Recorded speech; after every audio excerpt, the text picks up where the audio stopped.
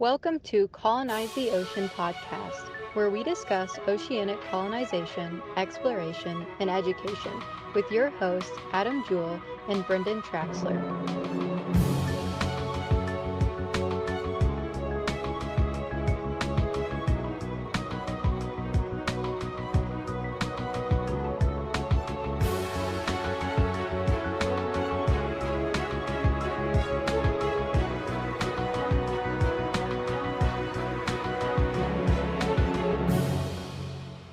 Okay, let's unpack this.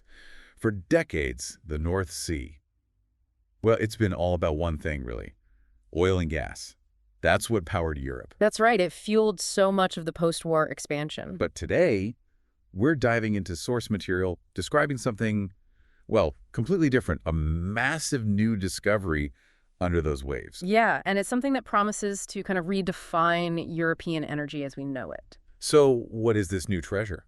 Well, it's not gold, that's for sure. Our sources are pointing to a massive, untapped potential for green hydrogen. Green hydrogen, okay. And it's a huge step in Europe's push, a really necessary one, frankly, to hit climate targets and crucially cut reliance on, volatile fossil fuel imports. Right. So our mission today is really to get into the weeds on this energy transition.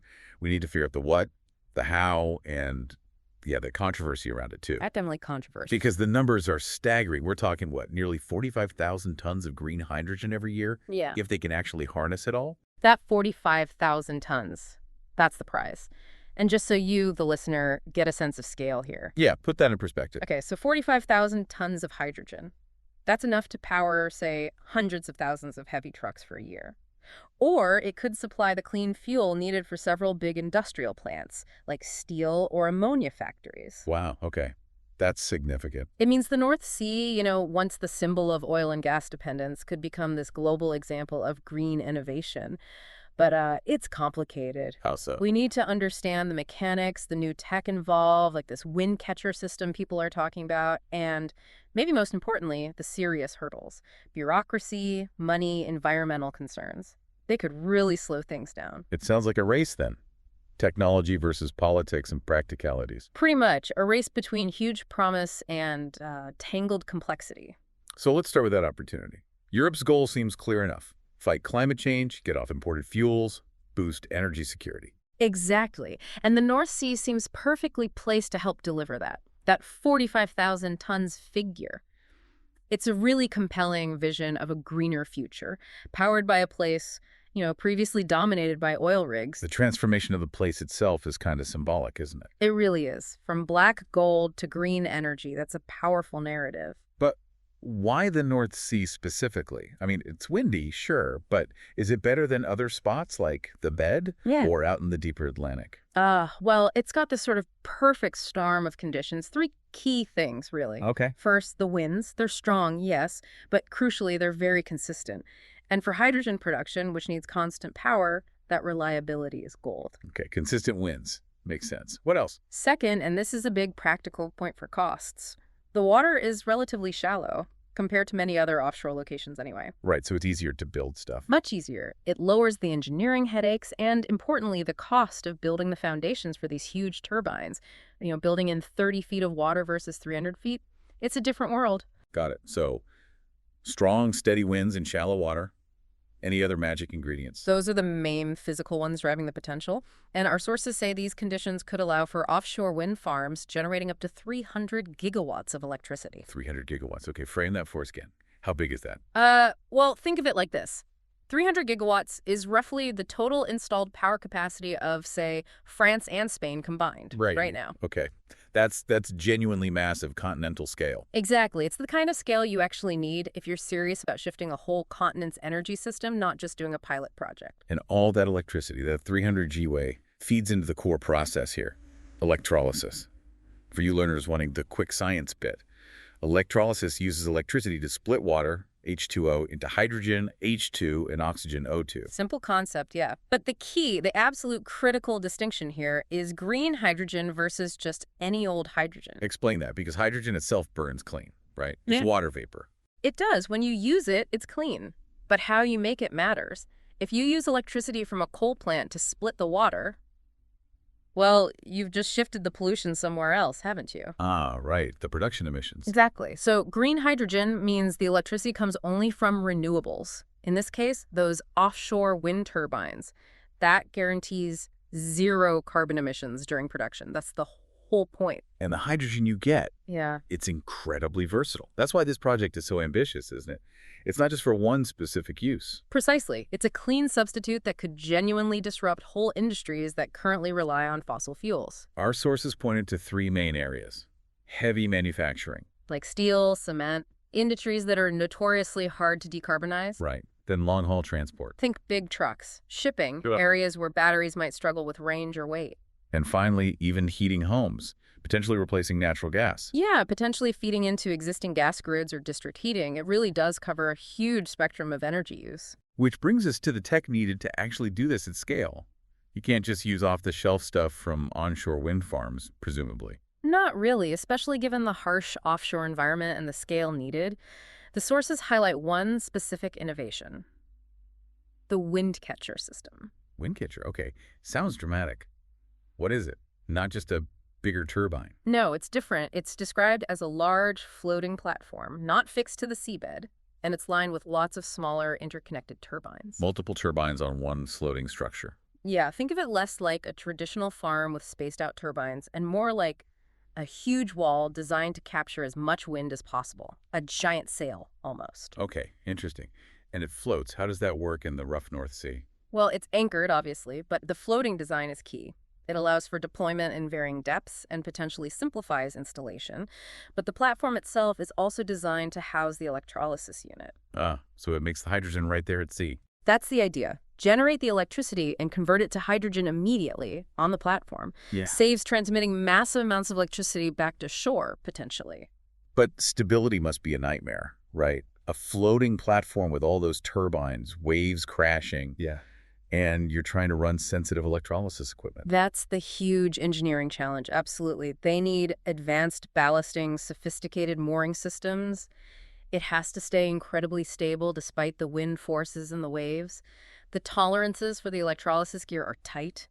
If they can pull it off, though. If they can, the Windcatcher is meant to significantly boost power output compared to individual turbines and, crucially, lower the production cost per kilo of hydrogen. Making large-scale green hydrogen more economically viable, moving it from theory to reality. Exactly. That's the technological leap needed to hit that 45,000-ton goal we talked about. Okay, so the tech is advancing.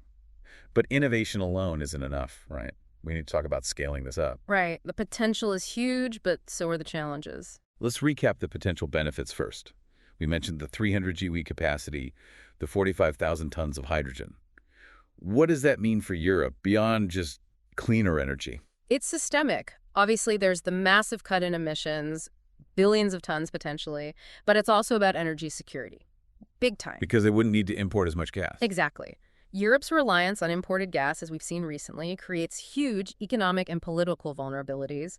Producing clean fuel domestically changes that dynamic. A whole wave of green jobs. Marine engineering, chemical processing, platform construction, maintenance. It could revitalize coastal regions and create a high-tech workforce. It's an economic, security, and environmental strategy all rolled into one. But there's always a but. The path isn't smooth. Our sources flag three major roadblocks. And they're not just technical ones. No, these are big structural issues. First up, no surprise, high upfront cost. Astronomical, I imagine. Pretty much. Building all this is incredibly expensive. Not just the turbines or the wind catchers. Think about the floating platforms, the miles and miles of deep-sea cables or maybe hydrogen pipelines to shore, new terminals, storage facilities. The whole infrastructure chain costs a fortune. That cost hurdle is massive. Yeah. It leads to a point some critics raise, which we'll get to later. Yeah. Why not just build nuclear plants with that money if you need reliable, clean power? That's a central tension in the debate. But the argument for hydrogen, despite the cost and inefficiency we'll discuss, often comes down to storage and versatility. Wind power isn't constant. Right, it's intermittent. Hydrogen is energy stored chemically. You can pipe it, ship it, store it for weeks or months. It acts like a buffer, balancing the grid when the wind isn't blowing. That storage capability is hydrogen's unique selling point compared to just generating electricity. Okay, I see the logic there, even with the cost. What's the second hurdle? The classic killer of big projects: bureaucratic red tape. Ah, Yep. You've got multiple countries bordering the North Sea, the UK, Norway, Germany, Netherlands, Belgium, Denmark. Each has its own rules, its own permitting processes, its own environmental regulations. a patchwork quilt of regulation. Exactly. Trying to get permits for a massive project that crosses maritime borders, it can take years. One country might be keen and fast-track it. Another might have complex national heritage laws or stricter environmental reviews that take 3 times as long. It creates massive delays and unpredictable costs. Which leads right into the third hurdle, doesn't it? Fragmentation and coordination. Precisely. Even if you could magically solve the permitting, you've got all these different players. National governments, regional authorities, port operators, environmental groups, energy companies. They don't always have the same priorities. So country A wants the hydrogen piped to its industrial heartland. Country B wants it for their main port. And maybe an environmental group in country C is fighting the pipeline route. Meanwhile, different governments might be investing at different speeds based on their own national budgets or politics.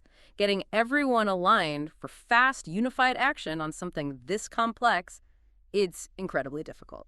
So for Europe to really grab this opportunity, to become a world leader in green hydrogen and get those security benefits, Yeah.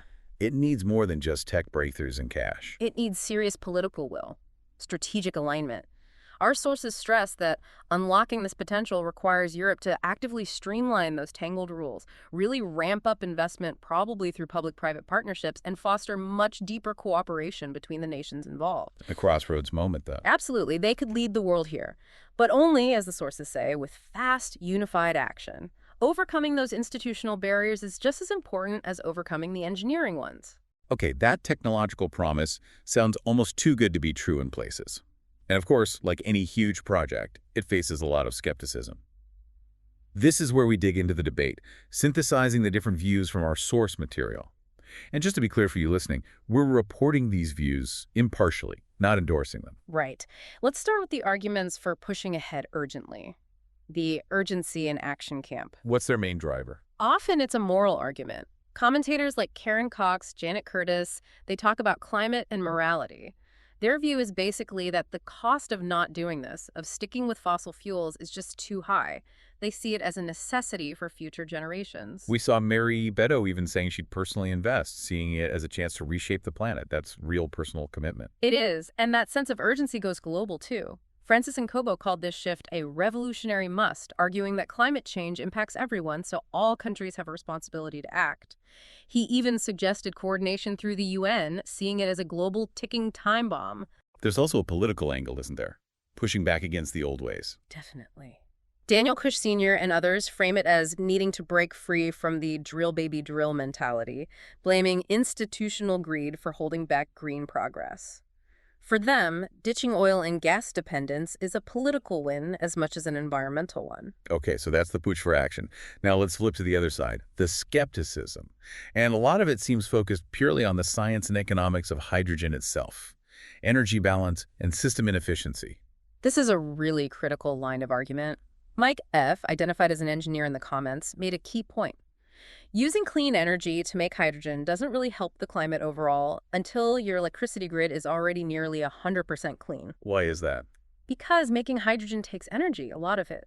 The core argument here, based on physics, is that you always use more energy to make the hydrogen via electrolysis than you get back out when you eventually use that hydrogen. So there are energy losses in the process itself. Significant losses. Even if the wind power is 100% clean, you're essentially spending some of that clean energy just to convert water into hydrogen. The argument follows. Wouldn't it be better to just use that clean electricity directly, charge a battery, power a factory directly, instead of losing energy in the hydrogen conversion step? How much energy are we talking about losing? Well, this is where Jay's critique comes in. They argue that when you add up all the steps making the hydrogen electrolysis, compressing or liquefying it for transport, which takes huge amounts of energy, piping or shipping it, and then converting it back to usable energy in a fuel cell or engine, you could lose somewhere between 60 to 80% of the original wind energy. 60 to 80% loss. That's enormous. It is. Think about it like this. You start with 100 units of clean wind energy. By the time it gets through the whole hydrogen process and is ready to power a truck, you might only have 20 or 40 units of useful energy left. So the conclusion from these critics is that direct electrification Just using the wind power to charge a battery is often far, far more efficient, especially for things like cars or shorter range transport. And the practical logistics of using hydrogen are also questioned. Yeah, absolutely. Jay points out the obvious lack of hydrogen refueling stations across Europe right now. It's a massive infrastructure gap. The chicken and egg problem. Exactly. No stations, so people don't buy hydrogen cars. Few hydrogen cars, so no one invests in building stations. KISS 101 echoes this, saying hydrogen cars are still rare and the tech feels behind, preferring their electric car because the infrastructure is actually usable. This inefficiency and infrastructure issue leads some commentators to suggest alternatives, right? Yes, there's a very vocal contingent pushing for nuclear energy. Ron C., Rick Smith, others. They argue that safe, modern nuclear plants would be the best way to power hydrogen production. Why nuclear specifically? Because it provides constant, reliable, carbon-free electricity, Alternative 47, unlike wind or solar. They point to Germany's experience trying to rely heavily on renewables, then allegedly having to fall back on fossil fuels to keep the lights on, as proof that renewables alone can't reliably power something as energy-intensive as large-scale hydrogen production. For them, nuclear is the practical, reliable, green power source needed. GV also mentioned nuclear as a better alternative. Okay, so deep skepticism about hydrogen's efficiency and practicality. But then there are concerns about the wind turbines themselves, even before you get to the hydrogen part, especially their environmental footprint. Right. This cluster of critiques focuses on the life cycle concerns of the wind turbines. Chef Patrick, Gigi, Salvatore Harker, they question how green wind power really is. What are their arguments? They claim that manufacturing these massive turbines, the steel, the concrete, the composites transporting them, installing them, especially offshore, all of that creates a huge carbon footprint up front. Some argue it consumes more fossil fuels over the turbine's life than the clean energy it supposedly saves. Really? More than it produces? That's the claim from some sources, yes. Plus, they point out that turbines need ongoing maintenance with fossil fuel-based lubricants for gears and blades. Chef Patrick calls the whole thing a potential dismal failure because of these hidden carbon costs and the massive initial investment. And what happens when the turbines wear out? Disposal seems to be a big issue. A huge issue. Tom and G specifically highlight this. Those enormous propeller blades, often hundreds of feet long, are made from composite materials that are very difficult and expensive to recycle. So where do they end up? Often buried in landfills. Yeah. Huge blade graveyards, which really undercuts the whole sustainable image, doesn't it? It points to a lack of planning for the end-of-life phase. Definitely. But maybe the most immediate environmental worries are about the impact on wildlife, especially offshore, marine and avian life. This comes up a lot in the source comments. EG and CCMA were concerns about birds flying into the blades, potentially killing thousands. And for marine life, the worries are even broader. Like what? Peggy and Claire Shields talk about the noise and vibration, the constant thump, thump, thump from the blades, and perhaps even more disruptive, the noise from construction, like pile driving for fixed foundations, or just the low-frequency hum of the turbines operating. And how does that affect sea creatures? Well, sound travels incredibly well underwater. This constant noise pollution could seriously disrupt animals like whales and dolphins, which rely heavily on sound for communication, navigation, and finding food. Critics worry it could drive them away from feeding grounds or even cause strandings.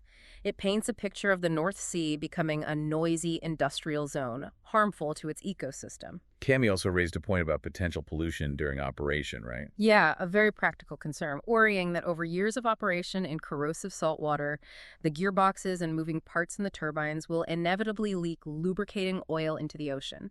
Even small, chronic leaks from thousands of turbines could add up, questioning the clean energy claim. And then there's the really big picture worry.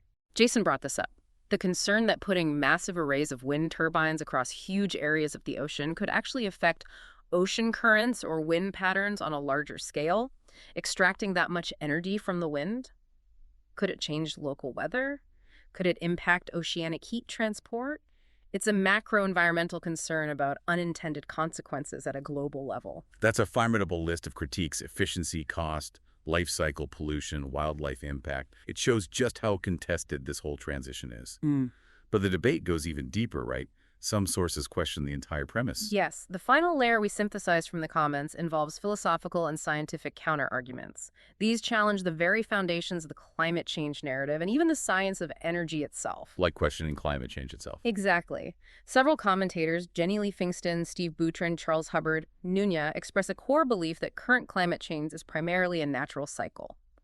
They point to evidence like ice core samples, tree rings, historical records, arguing that the Earth has always gone through warming and cooling periods. So they argue it's not mainly man-made. Right. They contend that the role of human activity, especially CO2, is exaggerated, possibly deliberately, and that we're part of a natural process, not the primary driver.